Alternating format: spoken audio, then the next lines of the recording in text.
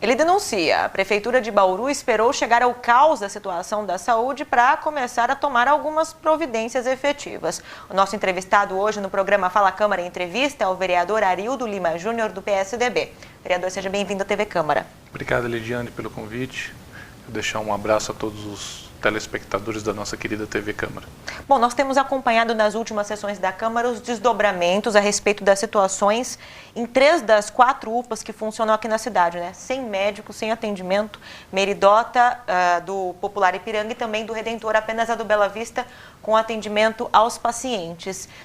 Você comentou na sessão, na tribuna, vereador, que a culpa deve ser atribuída exclusivamente aos gestores, porque não houve movimentação nos últimos anos para que essa situação melhorasse, enfim, tivesse uma saída. É isso? Eu vejo, tudo o que está acontecendo hoje era um desastre anunciado, porque por um bom tempo tem se pautado a situação crônica de problemas de médicos e também de funcionários de apoio em cima da demanda que vem aumentando a cada dia no nosso município. Ventilou-se a possibilidade ou que a fundação seria o instrumento que daria solução ao atendimento básico da saúde no município de Bauru. Essa fundação foi criada há 3 anos atrás. O seu estatuto foi aprovado pela Câmara há 1 ano atrás e o registro no cartório correspondente só foi feito agora no momento de crise. Enfim, o que a gente verifica é que, mesmo tendo o diagnóstico na mão, que a situação de condições de trabalho desses médicos a cada dia se agrava, o ambiente de trabalho e as suas condições de trabalho, o estresse com cargas horárias super elevadas, não somente dos médicos, como também dos servidores, por exemplo, enfermeiros, técnicos de enfermagem, auxiliar de enfermagem, todos os funcionários que dão o apoio dentro da rede básica de saúde municipal. O medo que esses funcionários estão tendo de cometerem, pela alta carga de trabalho, erros nos seus atendimentos. E aí esse medo é gerado por possivelmente terem que responder administrativamente, civilmente e criminalmente por algum erro, pela alta carga de estresse, né, e de cansaço que eles estão submetidos. A Prefeitura deveria ter atacado esse problema organizacional, de estruturação e de planejamento, quando ela aprovou o PCCS em 2010. O que é o PCCS? Plano de cargos, carreiras e salários dos servidores municipais. O que ela fez à época? Somente dar aumento salarial e não atacou o problema da reestruturação administrativa e organizacional do quadro e das carreiras e funções dos servidores públicos municipais. Ela não mexeu praticamente em nada disso. Então nós tínhamos já um quadro deficitário de médicos e de servidores de apoio dentro da rede. A Prefeitura vai no PCCS e diminui carga horária, saindo de 44 para 36 horas de algumas carreiras dentro da área de saúde. Quer dizer que houve um vácuo, precisaria da reposição ordinária. Além disso, ela vai e me abre mais 4 UPAs. Então, no meu ponto de vista, faltou claramente um planejamento para saber os resultados dos desdobramentos das ações que elas estavam tendo naquele momento, das decisões políticas adotadas. E ainda se apresentou uma proposta de criação de 70 leitos no pronto-socorro central, que já é sobrecarregado também, né? Super sobrecarregado. E aí você verifica, esses leitos somente são quartos ou esses pacientes receberão tratamentos especializados? Se vão receber tratamentos especializados, você tem que ter o quê? Uma contratação desses profissionais. Então, o que a gente verifica é que existe um equívoco na forma de administrar a saúde municipal na cidade de Bauru. Abandonou-se a saúde preventiva, abandonou-se a saúde da família, né? Ou investiu-se na urgência e emergência, que é um equívoco.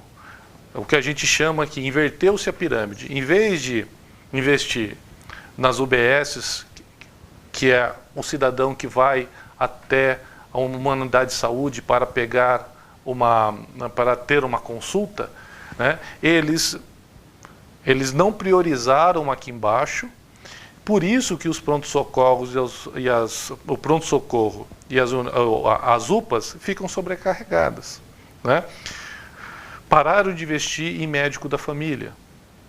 Pararam de fazer saúde preventiva. E nós sabemos que quando você faz saúde preventiva, 70% daquilo que aparece no pronto-socorro é diluído através desses programas, que é muito mais barato e muito mais saudável do ponto de vista de gestão e de qualidade para aquele que é cometido de uma enfermidade ou é um potencial, ou tem um potencial para desenvolver determinada enfermidade, como por exemplo diabetes, pressão alta, as comorbidades que vêm do sedentarismo e da obesidade e da falta de uma nutrição equivocada.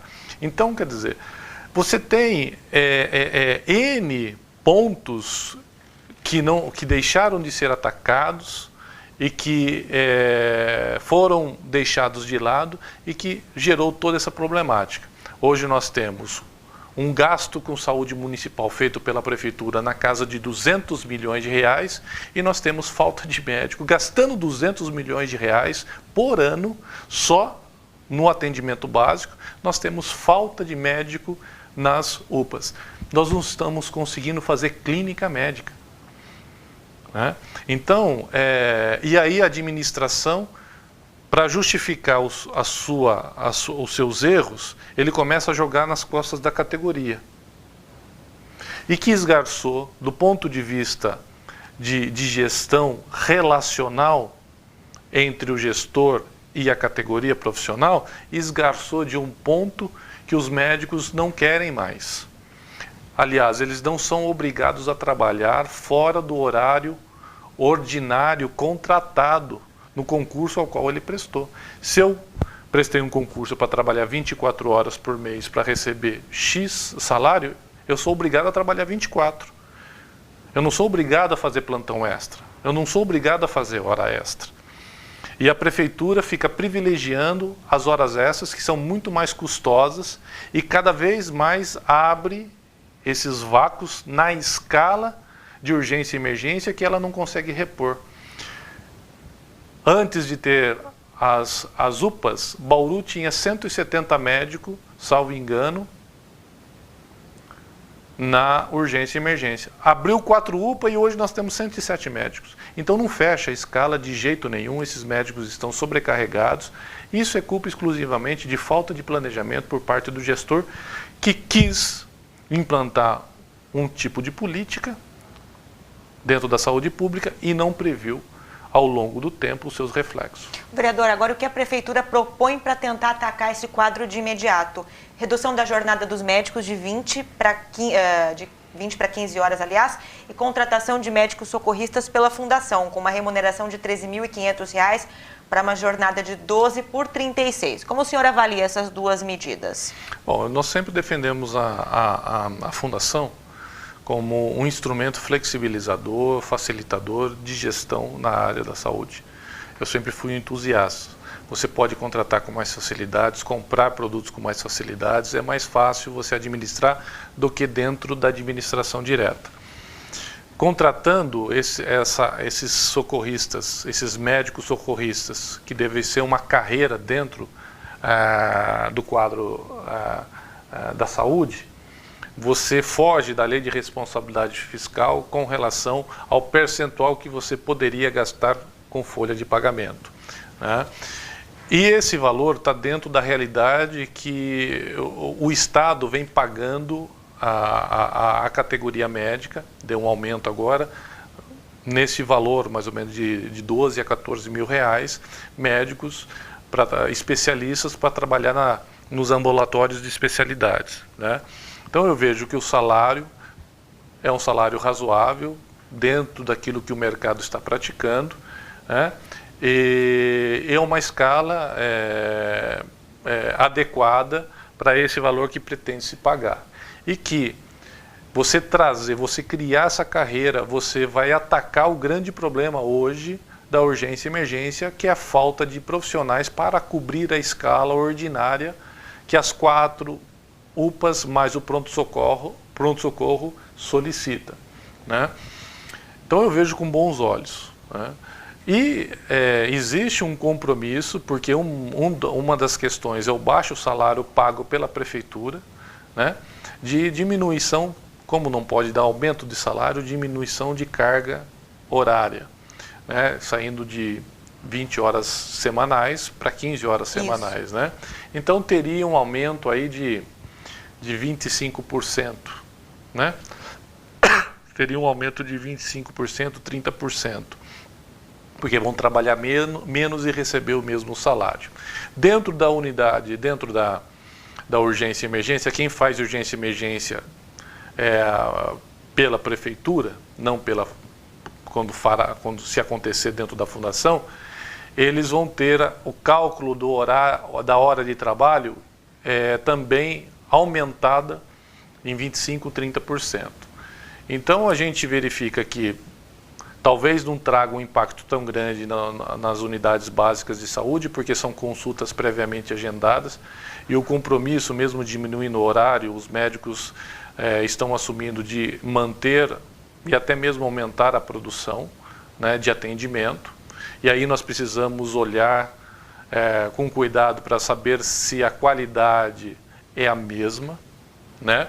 Mas alguma coisa precisa ser feita. A gente não pode mais permitir com que todo final de semana saia nas manchetes dos nossos meios de comunicação, né, que as UPAs do nosso município estão fechadas nos finais de semana, nos feriados, por falta de médico, e gastando 200 milhões de reais por ano dos cofres municipais com saúde, com atendimento básico. Então, há necessidade de fazer a meia-culpa à prefeitura, de investir na prevenção, de investir no médico de família e criar uma carreira que realmente consiga preencher toda a agenda da urgência e emergência praticada no nosso município. Vereador, uma última questão aqui no programa. Foi aprovado na sessão dessa última segunda-feira pelos vereadores o projeto que obriga o Executivo a enviar cópia dos contratos, dos aditivos de contratos com empresas terceirizadas, né, que estejam executando obras públicas na cidade. Qual que é a vantagem disso no âmbito da fiscalização para a Câmara Municipal, e há risco de que algum desses contratos ou aditivos venha a incorrer num possível engavetamento? Como que você vê isso? Olha, primeiramente, a iniciativa deste projeto de lei teve como ponto, né, um comportamento corriqueiro que a prefeitura vinha tendo em aditar praticamente todos os seus contratos contratados com particulares. Sendo que aditivo é ato excepcional, e ela vinha fazendo isso de forma corriqueira. O que isso produz? Produz, primeiramente, um aumento do custo que a sociedade pagaria por aquele serviço. Isso também é algo que nós chamamos de burla ao processo licitatório de forma indireta, porque eu, empresa, vou concorrer, eu sei mais ou menos o custo para que eu possa executar, um custo real para que eu possa executar aquele determinado serviço que está sendo licitado.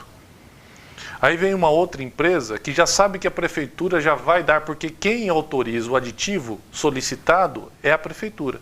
Ela pode conceder ou não conceder. Eu já sei, por talvez conversas paralelas, que eu vou ter o aditivo no final do contrato. Então esse preço real, eu abaixo ele em 10%. Eu, que não tenho talvez essa informação privilegiada, falo, eu não consigo fazer, porque eu não vou trabalhar para ter prejuízo. Aí no final ganha aquela empresa que deu um preço abaixo do valor de mercado, mas ciente que depois ela tem 25% de aumento. Isso custa mais caro para a sociedade, isso burla o processo licitatório, e nós sabemos que aditivo muitas vezes não é experiência de Bauru, isso é uma experiência dentro da administração pública, que é um dos instrumentos que abre porta a relações promíscuas e de corrupção, porque você não tem como controlar esses aditivos. Quando eu licito o valor de uma obra pronta, né, todos estão cientes do que vão enfrentar, do que vão gastar e do trabalho que vão ter. Aí eu venho com os aditivos. Olha, eu precisei acrescentar uma fechadura. Eu precisei pintar essa parede com outro tipo de tinta. Enfim, não dá para você ter muita clareza, porque são detalhamentos, são os floreamentos dentro da obra. Um dos exemplos. Então eu não tenho condições de um controle fiscal mais exato, e aonde que ocorre muitas vezes a malversação. Então a finalidade da Câmara foi em aprimorar os seus instrumentos de fiscalização, porque esse é o dever do Poder Legislativo, fiscalizar os atos do Executivo. E toda vez então que a Prefeitura for aditar uma obra ou qualquer contrato, ela precisa avisar a Câmara Municipal, para que a gente esteja ciente. Caso ela não faça e a Câmara ficar sabendo, o prefeito vai responder, ou o secretário, ou o servidor, enfim, quem autorizou e quem tem o dever de controle desse contrato, ele vai responder através dessas sanções previstas em lei. Então é mais um instrumento que a Câmara cria, fazendo com que a Prefeitura melhore a sua eficiência, respeite o princípio da economicidade que regula a lei de licitação e que a gente possa ter mais seriedade na forma de planejar e de contratar com particulares. Então a finalidade, esse projeto foi de autoria minha, do vereador Raul e do vereador Mariano, e visto com bons olhos por todos os vereadores, e acredito que o prefeito não vai colocar nenhum óbice, porque é uma proposta séria, correta, para que a gente possa dar transparência de como está sendo gasto o dinheiro da sociedade para essa sociedade. Tá certo, então, essas são as análises do vereador Arildo Lima Júnior, do PSDB, que esteve conosco aqui no programa Fala Câmara Entrevista, mais uma edição aqui pela TV Câmara. Vereador, obrigado pela presença novamente. Eu que agradeço o convite, obrigado. E agradeço também sua sintonia aqui conosco pelos canais 10 da NET e 60.3 UHF Digital. Até a próxima.